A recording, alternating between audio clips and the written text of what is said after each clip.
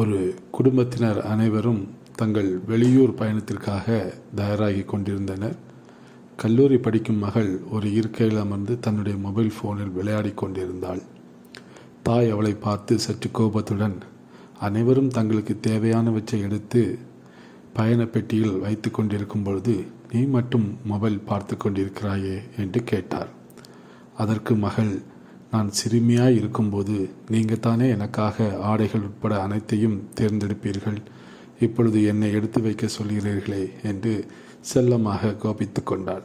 அதற்கு தாய், அப்பொழுது நீ குழந்தை, உனக்கு எது தேவை என்பதை நான் தீர்மானித்தேன். இப்பொழுது நீ வளர்ந்து விட்டாய். இந்த உலகத்தில் எவ்வளவோ பொருட்கள் இருந்தாலும் அதில் எது உனக்கு தேவை, எது உனக்கு தகுதியானது என்பதை நீயே சரியாய் அறிந்து தெரிந்து கொள்வதே நீ வளர்ந்ததற்கான அடையாளம் என்றார்.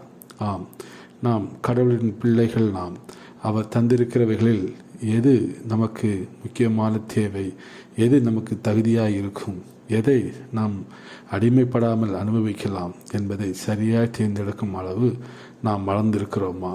நாம் ஒவ்வொரு நாளில் கடவுளில் வளர வேண்டும் என்பது அவருடைய விருப்பம்.